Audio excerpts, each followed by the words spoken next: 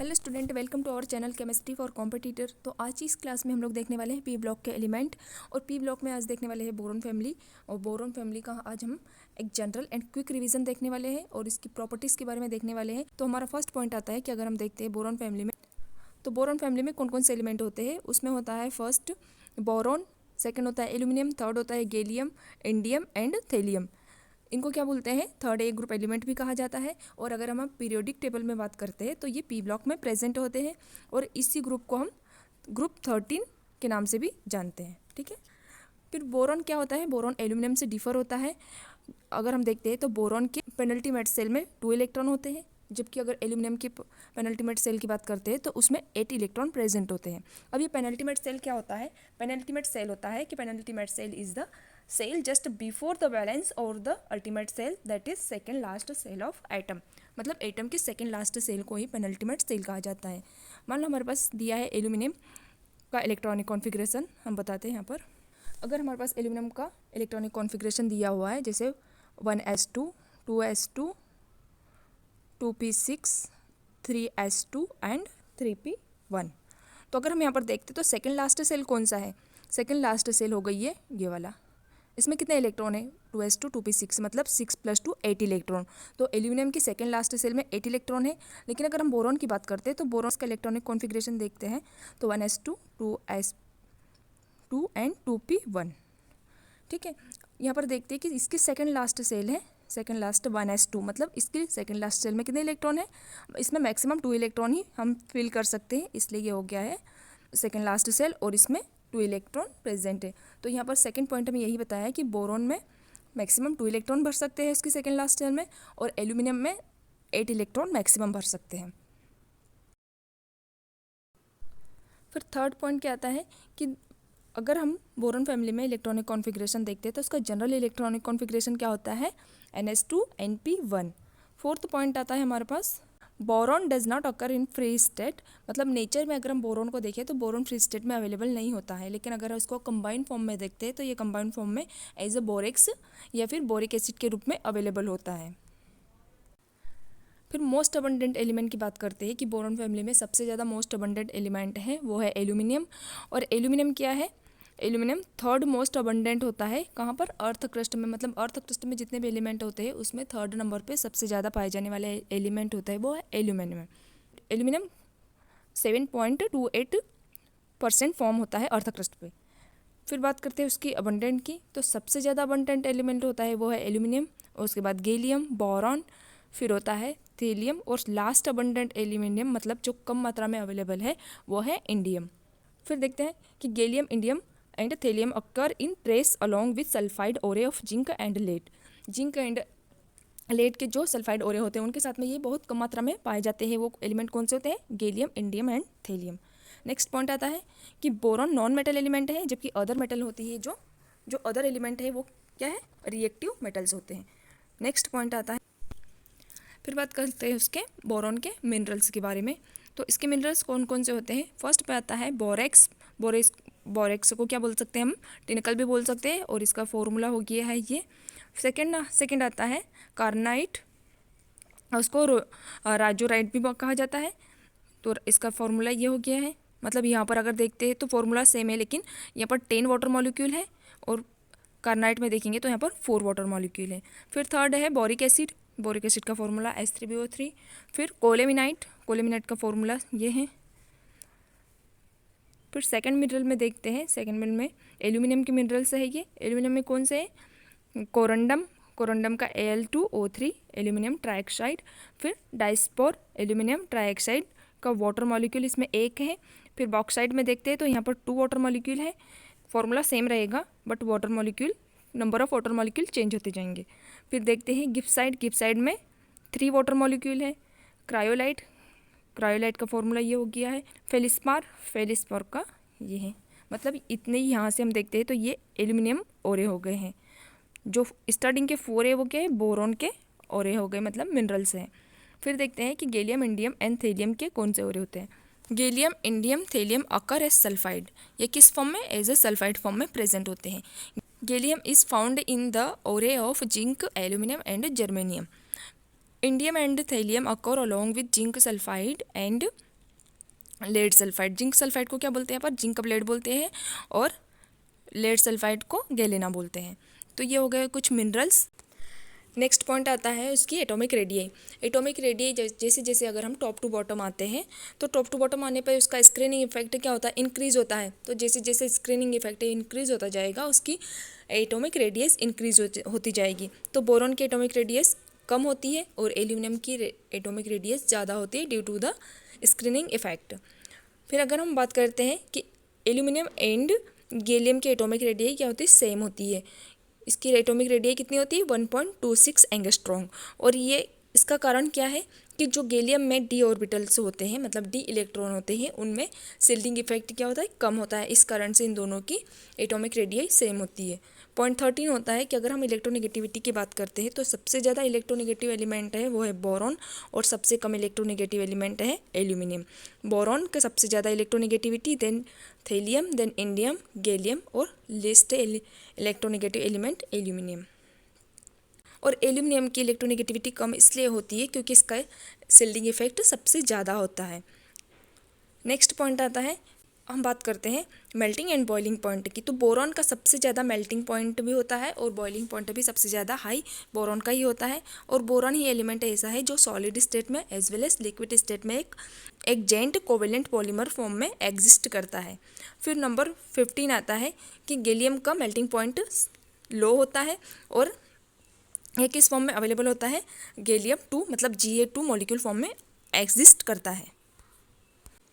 फिर पॉइंट आता है 16 कि अगर हम बात करते हैं कि जो गैलियम होता है, गैलियम का मेल्टिंग पॉइंट और बॉइलिंग पॉइंट का डिफरेंस होता है वो बहुत हाई होता है, क्योंकि गैलियम एज अ लिक्विड होता है।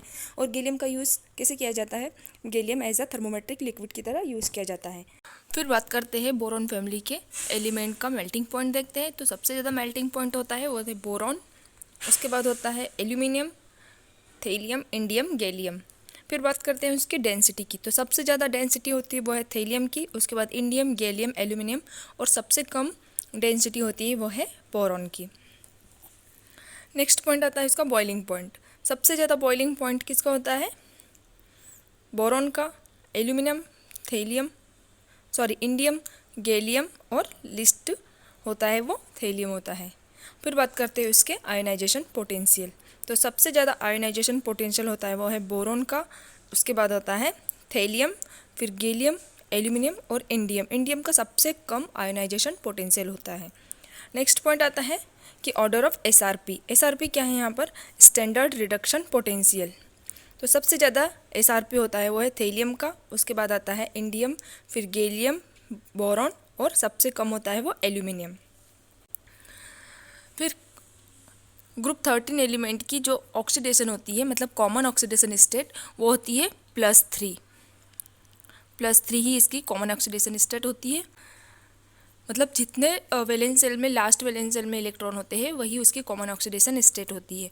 तो बोरॉन फैमिली में अगर देखते हैं तो उसके लास्ट वैलेंस शेल में 3 इलेक्ट्रॉन होते हैं, इसलिए उसकी कॉमन ऑक्सीडेशन स्टेट क्या हो गई, +3 हो गई। अगर हम यहाँ पर देखते हैं तो बोरॉन की -3 ऑक्सीडेशन स्टेट भी होती है। वो कौन से केस में होती है, यहाँ पर हम ये वाला कॉम्प्लेक्स है तो इस केस में बोरॉन की -3 ऑक्सीडेशन स्टेट होती है। The inability of NH2 electron in the participation of chemical bond is called inert pair effect। inert pair effect क्या होता है यहाँ पर, inert pair effect होता है कि जो NH2 ऑर्बिटल होते हैं, NH2 ऑर्बिटल अपने इलेक्ट्रॉन को केमिकल बॉन्ड फॉर्मेशन में पार्टिसिपेट नहीं करने देते हैं, तो इसे हम क्या बोलते हैं, inert pair effect. Inert pair effect के लिए अगर आपको चाहिए तो मैं इसका एक अलग से सेपरेट वीडियो बना दूंगी।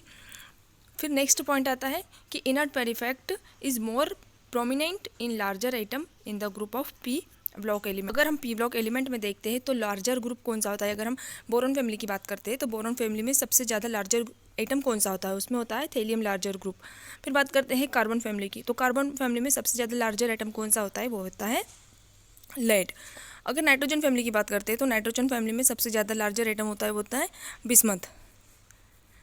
और ऑक्सीजन में होता है, ऑक्सीजन में पोलोनियम होता है। तो ये हो गया उसमें सबसे ज़्यादा लार्जेस्ट एटम, मतलब जितना ज़्यादा लार्जेस्ट एटम उसका इनर्ट पेयर इफेक्ट उतना ज़्यादा होता है। अगर हम यहाँ पर देखते हैं तो इसका इलेक्ट्रॉनिक कॉन्फ़िगरेशन हम देखेंगे तो इसमें ऑर्बिटल कहाँ पर आएंगे, 4f ऑर्बिटल, 4f में भी इसके इलेक्ट्रॉन्स एंटर करेंगे। तो 4f में मतलब जितना ज़्यादा बड़ा ऑर्बिटल होता जाएगा उसका इनर्ट पेयर इफेक्ट उतना ही ज़्यादा होता जाएगा। और ये जो 2s ऑर्बिटल होते हैं वो केमिकल बॉन्डिंग में पार्टिसिपेट नहीं कर पाते हैं, इसलिए इनर्ट इफेक्ट सबसे ज़्यादा होगा। फिर देखते हैं कि यहाँ पर थेलियम +1 ऑक्सीडेशन स्टेट में स्टेबल होता है due to inert pair effect.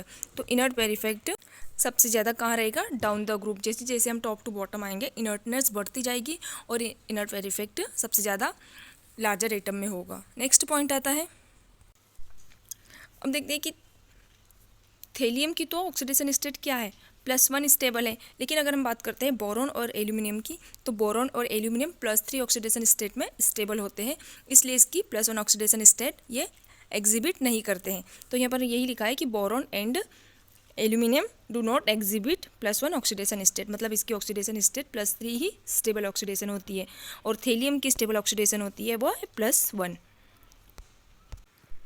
Next point है 26 कि जो बोरॉन के कंपाउंड होते हैं वो ऑलवेज कैसे होते हैं, कोवेलेंट होते हैं।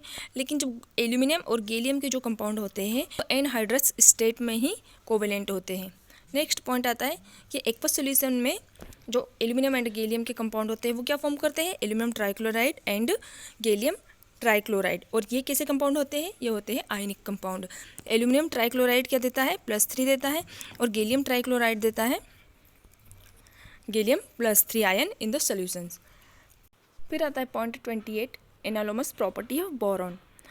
बोरॉन क्या होता है, बोरॉन एक नॉन मेटल होता है, एल्यूमिनियम एक एम्फोटेरिक मेटल होता है, जबकि जो गैलियम, इंडियम और थेलियम होते हैं वो कैसे होते हैं, मेटल्स होती है। और aluminium is the most metallic in nature, nature में सबसे ज़्यादा मेटलिक नेचर होता है वो है एल्यूमिनियम का।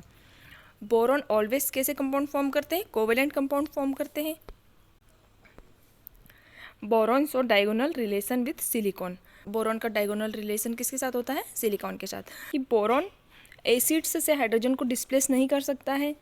फिर 5th पॉइंट आता है कि जो बोरॉन या हाइड्रोक्साइड होते हैं या फिर ये जो कंपाउंड होते हैं ये कैसे होता है, एसिडिक होते हैं, जबकि जो अदर एलिमेंट का हाइड्रोक्साइड होते हैं या तो वो एम्फोटेरिक होते हैं या फिर नेचर में बेसिक होते हैं। फिर जो सिंपल बोरेट होते हैं और सिलिकेट होते हैं वो क्या करते हैं, इजीली पॉलीमराइज हो जाते हैं।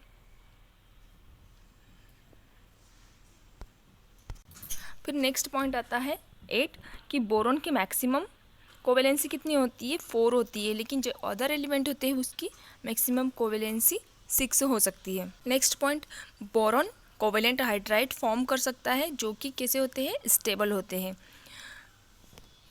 फिर boron never appear as the cation, boron कभी भी केटायन फॉर्म में अपीयर दिखाई नहीं देता है एंड ये कभी भी बोरॉन 3+ आयन फॉर्म नहीं करता। नेक्स्ट पॉइंट है कि जो बोरॉन के हैलाइड्स होते हैं एक्सेप्ट BF3 वो वाटर में इजीली हाइड्रोलाइज हो जाते हैं, जबकि जो अदर मेटल हाइड्राइड्स होते हैं वो पार्शियल हाइड्रोलिसिस करते हैं या फिर न के बराबर हाइड्रोलिसिस करते हैं पानी के साथ। नेक्स्ट पॉइंट है कि बोरॉन मेटल के साथ बोराइड फॉर्म करते हैं, जबकि जो अदर एलिमेंट होते हैं वो रिएक्ट नहीं करते हैं। फिर नेक्स्ट पॉइंट है, जब बोरॉन को एयर में बर्न करते हैं तो ऑक्साइड भी फॉर्म करते हैं और साथ ही साथ नाइट्राइड भी फॉर्म करते हैं। फिर देखते हैं similarities of boron and aluminium.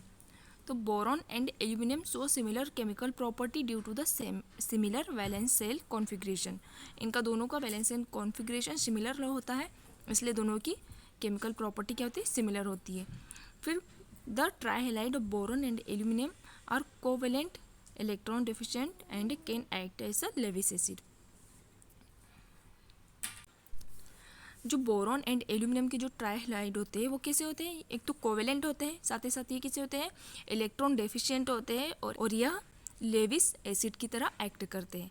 तो ये कुछ प्रॉपर्टीज़ बताइए, नेक्स्ट क्लास में आगे जो बची हुई प्रॉपर्टी है वो देखने वाले हैं।